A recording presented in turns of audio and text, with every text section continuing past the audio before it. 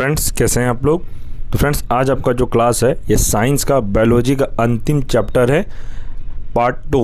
इससे पहले मैंने आप सभी को रोग एवं उपचार से रिलेटेड जितने भी इम्पोर्टेंट प्रश्न थे मैंने कंप्लीट करा दिया है और उसी का ये चैप्टर में ये दूसरा पार्ट होगा फ्रेंड्स, जो कि आज हम लोग इस वीडियो में कंप्लीट करेंगे।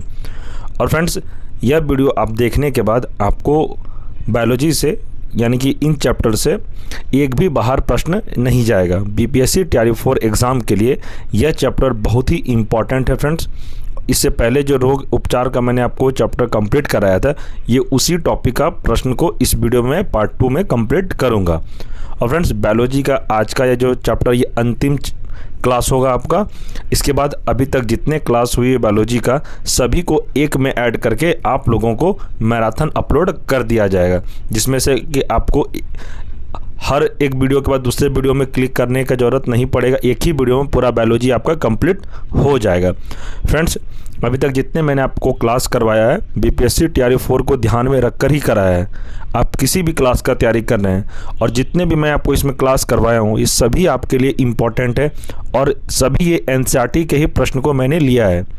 इसलिए फ्रेंड्स आप लोग एग्ज़ाम में ये नहीं सोच के जाना है कि जो मैंने पढ़ा है वहाँ से नहीं आएगा। आप यकीन करिए, अगर आप मेरा जितना भी क्लास मैंने अभी तक करवाया है आप अगर क्लास किए होंगे उसके बाद आप प्रीवियस ईयर जब प्रश्न को लगाएंगे तो आपका 70 से 80% प्रश्न सही हो जाएगा।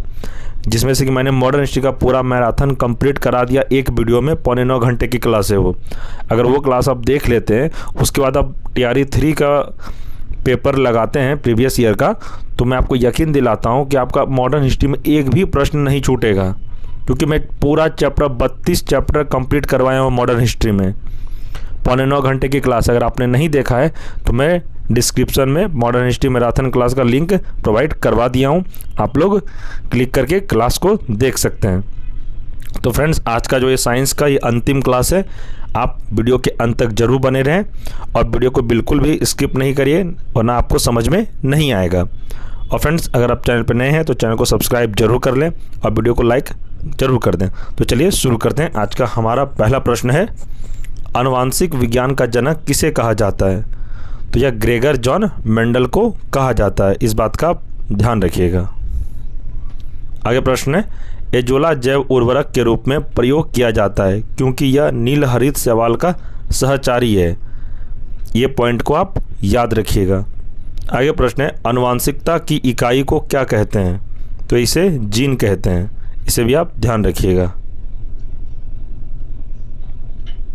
आगे प्रश्न है, एजोला क्या है? तो एजोला है एक जलीय फर्न व जैविक उर्वरक। आगे देखते हैं,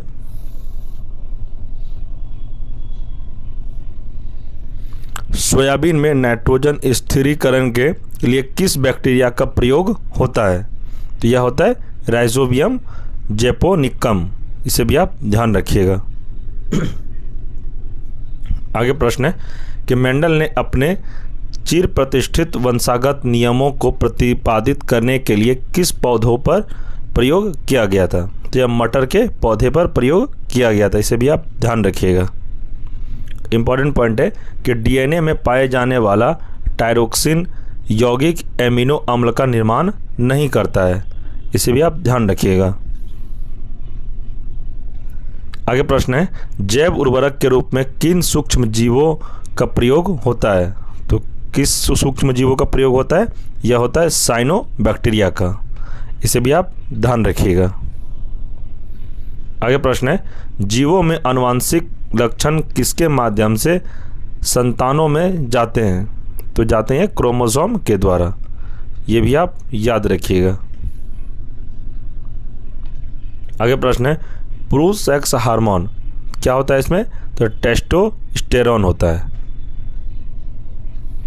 आगे है, कौन सी ग्रंथि को एक विशेष हार्मोन का स्राव करने के लिए आयोडीन की ज़रूरत होती है जिसकी कमी से ग्वाहाइटर रोग होता है? तो यह होता है थायराइड से। आगे है, प्राणियों में आहार शोषण और संश्लेषण उपाचक के 3 प्रमुख गुण हैं, तो इसे भी आप ध्यान रखिएगा। आगे प्रश्न है, स्वेद वाष्पन की क्रिया किससे संबंधित है? तो यह है ऊष्मा शोषक क्रिया से। आगे कोलेस्ट्रॉल क्या है? तो कोलेस्ट्रॉल है जंतु वसा में उपस्थित वसीय अल्कोहल। आगे प्रश्न है कार्बन डेटिंग विधि का प्रयोग किसकी आयु निर्धारण हेतु किया जाता है? तो यह जीवाश्मों के लिए किया जाता है। आगे है प्रथम डायनोसोरियम केंद्र कहाँ स्थापित किया गया था? तो यह स्थापित किया गया था कहाँ पर? तो यह हैदराबाद में स्थापित किया गया था। इसे भी आप याद रखिएगा। आगे प्रश्न है भोजन वनस्पति घी की अपेक्षा तेल में बनाना स्वास्थ्य के लिए लाभदायक क्यों माना जाता है? तो यह माना जाता है क्योंकि तेल में असंतृप्त वसाएं होती है। आगे इंपॉर्टेंट पॉइंट गति प्रेरक का कार्य हृदय स्पंदन या धड़कन को समंजित करना है। इसे भी आप ध्यान रखिएगा। आगे फेरोमेन्स किस में पाए जाते हैं? तो फेरोमेन्स कीटों में पाए जाते हैं। इस प्रश्न को भी आप अच्छे से याद रखिएगा।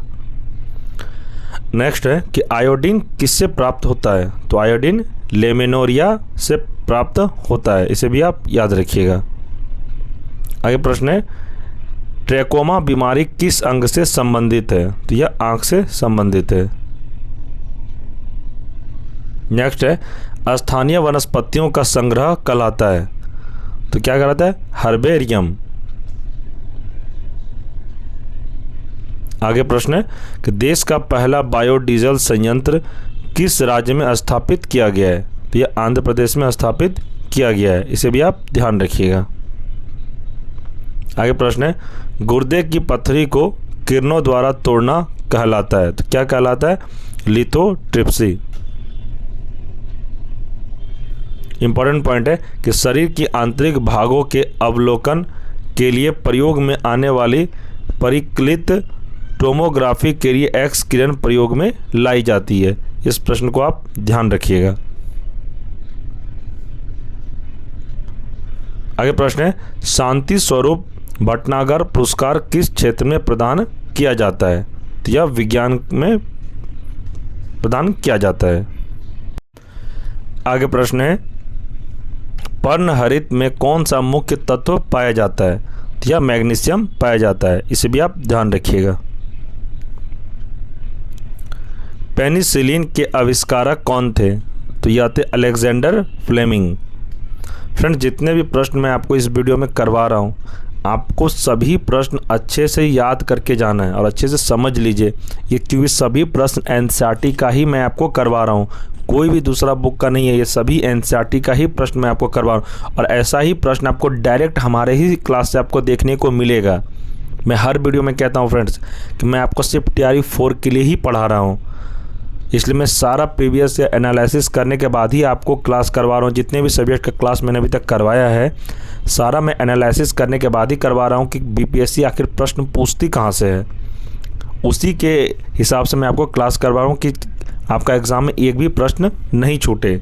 आप लोग पहले बीपीएससी के पैटर्न को नहीं समझ पाए हैं, मैंने पूरा बीपीएससी के पैटर्न को अच्छे से एनालिसिस करने के बाद मैं आपको क्लास करवा रहा हूँ कि बीपीएससी प्रश्न यहीं से ज़्यादातर प्रश्न आपको पूछा जाएगा। मैं जितने भी क्लास करवाया हूँ सभी एनसीईआरटी का ही क्लास करवाया और यकीन मानिए आपका 70 से 80% हमारे ही क्लास से आपको प्रश्न देखने को मिलेगा एग्ज़ाम में, आप ये कन्फर्म रहिएगा। तो इसके कौन थे? Alexander Fleming. आगे बढ़ते हैं। कृत्रिम रेशम को किस नाम से जाना जाता है? तो यह जाना जाता है रेयॉन के नाम से।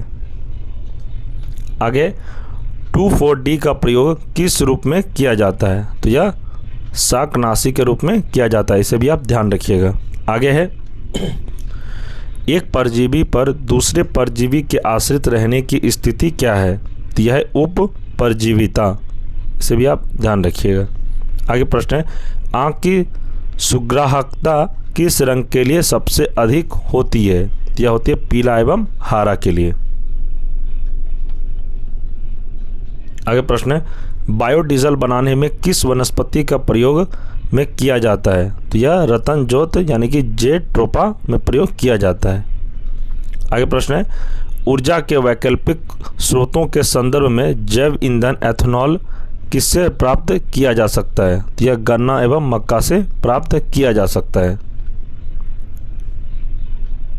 आगे प्रश्न है, मानव शरीर में सबसे मजबूत मांसपेशियां क्या होती है? तो यह जबड़े की होती है, इसे आप याद रखिएगा।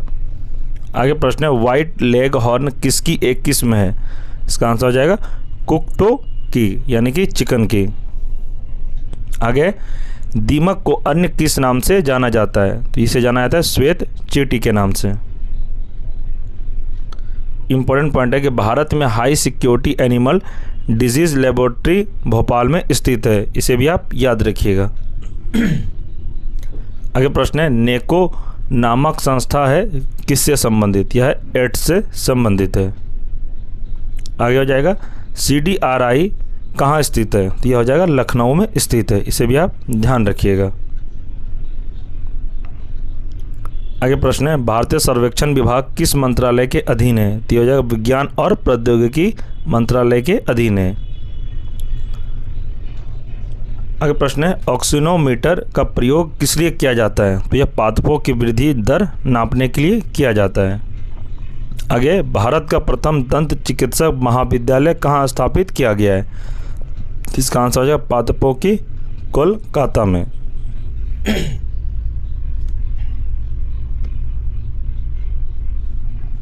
आगे प्रश्न है, हेरोइन नोक्साफिन किससे प्राप्त होती है? तो इसका आंसर है अफीम पोस्त से, इसे भी आप ध्यान रखिएगा। आगे प्रश्न है, बारूदी सुरंगों का पता लगाने में कौन से जंतु उपयोगी होते हैं? इसका आंसर है मधुमक्खी की। प्रश्न है, मधुमक्खी कॉलोनी के सदस्य अपने सदस्यों को कैसे पहचानते हैं? इसका आंसर हो जाएगा नर्तन, यानी कि डांस से। प्रश्न है, टमाटर के बीज रहित फल का उत्पादन किस प्रकार संभव है? तो इसका आंसर हो जाएगा पुष्पों पर हार्मोनों के छिड़काव से। इम्पोर्टेंट पॉइंट है कि पॉली हाउस का प्रयोग पौधे को उगाने के लिए किया जाता है, इसे भी आप ध्यान रखिएगा। प्रश्न है, मधुमक्खियों की भाषा की पहचान करने के लिए किसे नोबेल पुरस्कार से सम्मानित किया गया था? तो यह कार्ल वन फ्रिस्क को 1973 में किया गया था।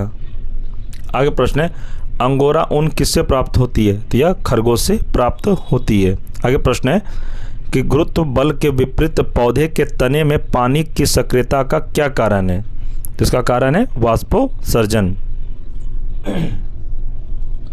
प्रश्न है, उच्च वर्गीय पौधों में कौन सा जीवित ऊतक जैव पोषक वाहक का कार्य करता है? इसका आंसर है फ्लोएम। आगे प्रश्न है, पेस मेकर किस नाम से जाना जाता है? तो इसे ऐसे नोट्स के नाम से जाना जाता है, इसे भी आप ध्यान रखिएगा। आगे प्रश्न है, शीतल पेयों में किस पदार्थ पर्याप्त मात्रा होती है? इसका आंसर है कैफीन की। इंपॉर्टेंट पॉइंट है कि डॉक्टरों द्वारा मरीजों के आंतरिक भागों का परीक्षण करने वाला एंडोस्कोप प्रकाश का पूर्ण आंतरिक परावर्तन के सिद्धांत पर कार्य करती है। प्रश्न है, हरगोविंद खुराना को किस उपलब्धि के लिए नोबेल पुरस्कार से सम्मानित किया गया था? तो इन्हें जेनेटिक कोड की व्याख्या तथा प्रोटीन के संश्लेषण में उसकी भूमिका को समझाने के लिए किया गया था। आगे प्रश्न है, प्रयोगशाला में सर्वप्रथम DNA का संश्लेषण किसने किया था? इसका सही आंसर है हरगोविंद खुराना ने। आगे प्रश्न है, स्वान यानी कि डॉग्स उपजातियों में कौन सी उपजाति भौंकने में असमर्थ होती है? तो इसका आंसर है डिंगो। प्रश्न है, घोंसला बनाने वाला एकमात्र सर्प कौन सा है? तो यह है किंग कोबरा, जो कि अपना घोंसला बनाता है। आगे प्रश्न है, बीज के प्रकीर्णन की सेंसर विधि किस पादप में पाई जाती है? इसका आंसर है पोस्ते में।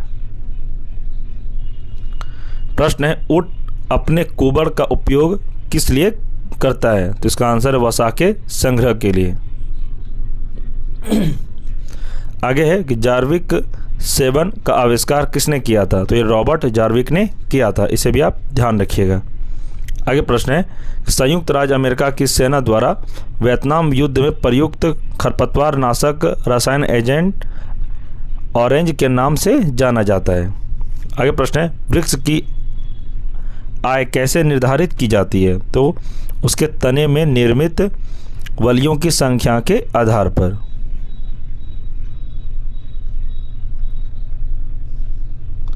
फ्रेंड्स इस चैप्टर से रिलेटेड जितने भी इम्पोर्टेंट प्रश्न थे मैंने आपको कंप्लीट करवा दिया। और फ्रेंड्स आपको यकीन मानना है कि अभी तक जितने मैंने आपको चैप्टर एनसीईआरटी का कराया है ये सभी आपके तैयारी 4 के लिए इम्पॉर्टेंट है। और फ्रेंड्स इसी क्लास के साथ आपका आज बायोलॉजी का क्लास कंप्लीट हो गया पूरा। और मैं 2 से 3 दिन में जितने भी अभी क्लास हुई है बायोलॉजी का मैं सभी को एक वीडियो में ऐड करके आपके लिए मैराथन क्लास करवा दूंगा, आपको टेंशन लेने की ज़रूरत नहीं है। तो फ्रेंड्स इसी के साथ आपका चैप्टर कंप्लीट हुआ। और फ्रेंड्स अगर आप मॉडर्न हिस्ट्री का क्लास नहीं देखे हैं तो मॉडर्न हिस्ट्री का भी आप क्लास मैराथन देख लीजिएगा, आपका वहाँ से एक भी प्रश्न नहीं छूटेगा अगर आप अच्छे से क्लास कर लेते हैं तो। और फ्रेंड्स इस क्लास का अगर आपको PDF चाहिए तो आप टेलीग्राम ग्रुप में ज्वाइन अवश्य कर लें, वहाँ पे आपको PDF notes study material provide करवाया जाता है। और टेलीग्राम का लिंक इस वीडियो के डिस्क्रिप्शन में प्रोवाइड करवा दिया गया है, आप टेलीग्राम लिंक को क्लिक करके ग्रुप को ज्वाइन कर सकते हैं। तो फ्रेंड्स अगर चैनल पर कोई नए हैं तो चैनल को सब्सक्राइब जरूर कर लें और बेल आइकन को प्रेस अवश्य कर लें। और फ्रेंड्स अगर आपको वीडियो पसंद आया तो वीडियो को लाइक करें और कमेंट करें। आपको किसी भी तरह का डाउट हो, एग्जाम से रिलेटेड कोई प्रश्न पूछना हो तो आप हमें कमेंट सेक्शन में अपना प्रश्न पूछ सकते हैं। आप हमें टेलीग्राम पर भी मैसेज कर सकते हैं। मैंने बहुत सारे स्टूडेंट को अपना कॉन्टैक्ट नंबर भी दे दिया है, जिस किसी को लगता है कि नहीं सर से मुझे बात करनी है किसी प्रश्न पर या आपको कोई एग्ज़ाम में से रिलेटेड कुछ पूछना हो तो आप हमें मैसेज व्हाट्सअप कर सकते हैं या फिर आप हमें कॉल भी कर सकते हैं। ठीक है फ्रेंड्स, मिलते हैं नेक्स्ट वीडियो में, तब तक के लिए धन्यवाद।